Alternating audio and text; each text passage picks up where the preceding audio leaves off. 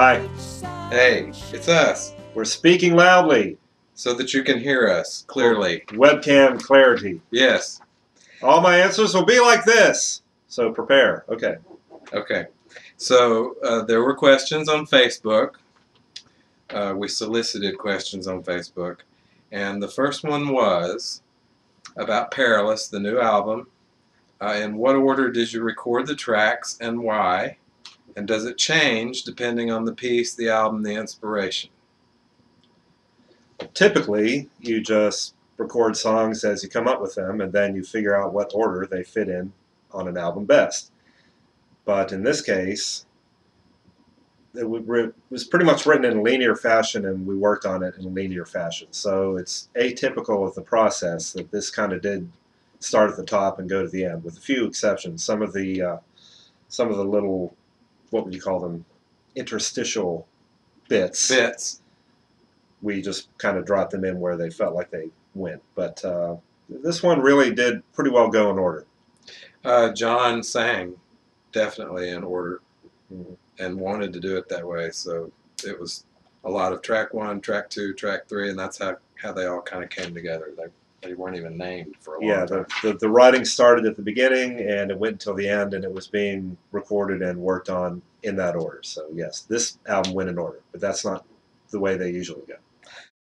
Guy Horowitz asks us, how and when did you get the ideas for the album, both the general idea running through it and especially for each track? That's how that reads. So the idea for the album, compositionally or conceptually, because it's two different things. Compositionally, it became an album simply because it seemed like it could, and it always was a thought in the back of my mind that it would be fun to do an album like that, but it just so happened that musically this one seemed like it would actually pull off that way. And unfortunately, maybe it comes in the wake of some other people that have done that kind of thing recently, and I don't want to seem like we were just jumping on the bandwagon. That's not it. It just was going to work as a interconnected piece, so that's what it was. Lyrically, speaking to the concept, the first probably 4 or 5 stanzas that you'll read when you have the liner notes, I had no idea what it was going to be. And then based on some things that were going on with an old friend of ours, and you may read about this more somewhere down the line, maybe not today, but some things that were going on with an old friend of mine, and he'd actually worked for Glass Hammer. And because of the things he was going through, and he basically was, well, he was dying. And so the time that I spent with him sort of helped develop the ideas for the lyrics. But we'll elaborate more on that at another time. Does that sound legit? Sure. Okay. Michael Suet. It's obvious from the artwork and the name that Perilous. It's obvious from the artwork and the name that Perilous deals with darker subject matter.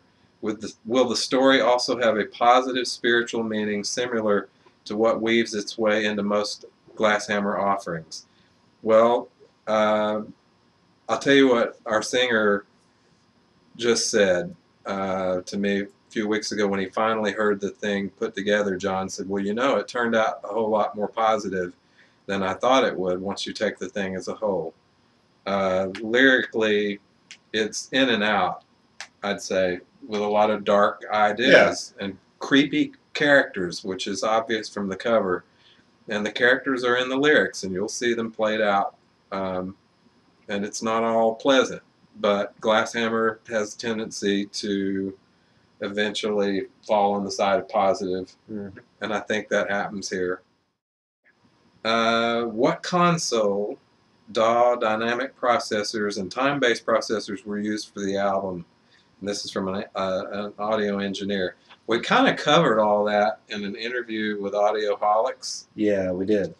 Go read it. It's linked on the front of the Glasshammer webpage, actually, and you can see all the gear. The highlights are Sonar and a Roland VS2480.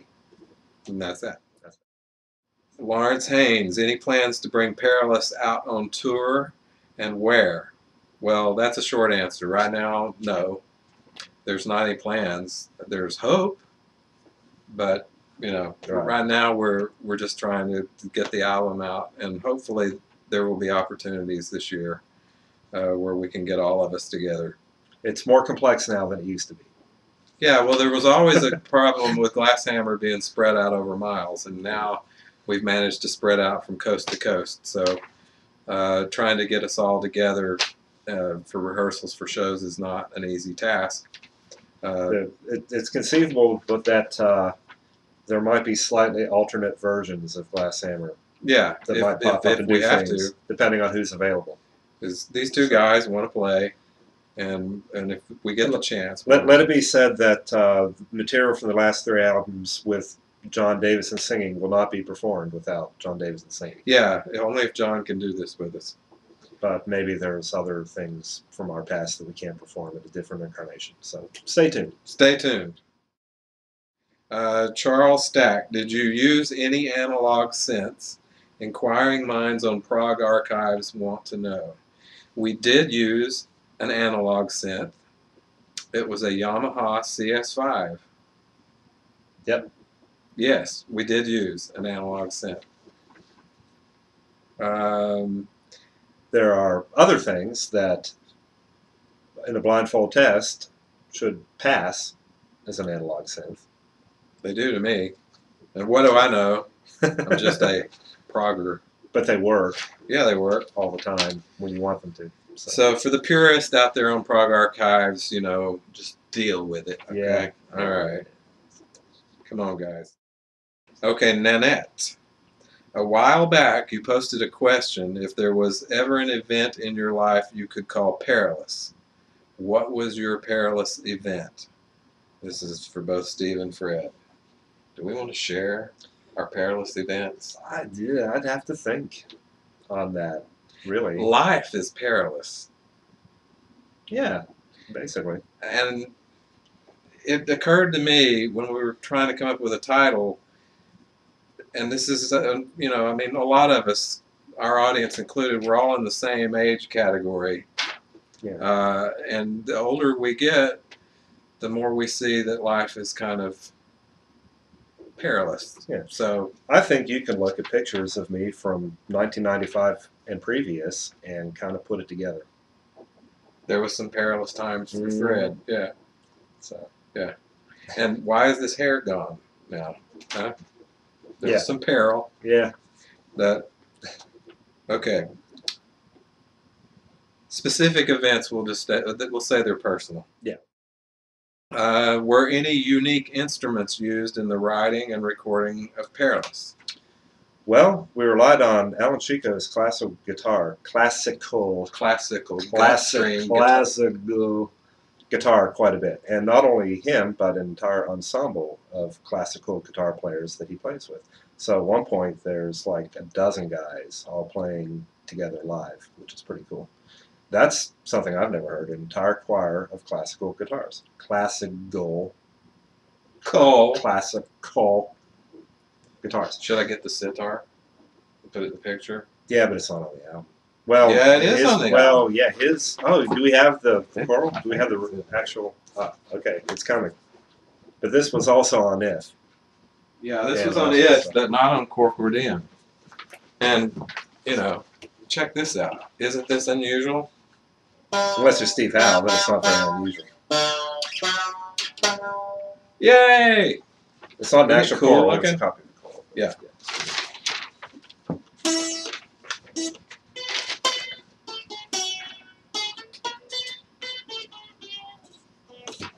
Anyway, yeah, it's cool. And will you bring Perilous on tour to Melbourne? I'm dying to see you live. So we have to go and perform a concert for at least one person. No, there's more people in Australia. We would need a lot of money. Yeah, send us money. Money. Not because we are desiring to profit greatly, but the plane tickets. Yes, and if we could go to New Zealand while we were in Australia, that would be cool. Absolutely. So we would do it. We would love to do it. We would love to go to England and all kinds of places. It's really tough. Yeah. So Just going to New Jersey is kind of tough, actually. John went to Australia this year. Yeah, With his other band. I'm assuming that if you were there, you probably saw him. That's right. Daniel Graham says, "Are you guys going to play in Georgia?" It's all this stuff about playing live. This is uncomfortable.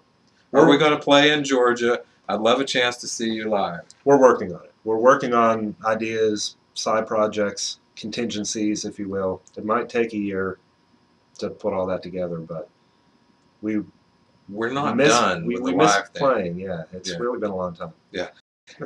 This is a cool one, and I think I've got this, although you're welcome to add to it. Pete Jorgensen, who is not unknown to us. Is it Jorgensen or Jorgensen? I just always said Jorgensen. Pete Jorgensen. Pete would hate that we didn't mention how to say his name. Okay, Pete. Who is more perilous, Steve or Fred? Well, I got an answer for that. Okay. You may hear from time to time what a swell, nice bunch of guys we are, and how approachable and cool and fun and just down-to-earth people we are. But we're, how else can we describe it? Middle-aged white guys, like most of you. And you do not, under any circumstances, wish to cross either one of us. Is that accurate? Yeah. When we could be pushed to the point where we would become perilous. The whole breaking down kind of thing. Yeah. I mean, you never know. Say the wrong thing, tip us over the edge. Yeah, we're that close. Yeah, just we could explode just any minute.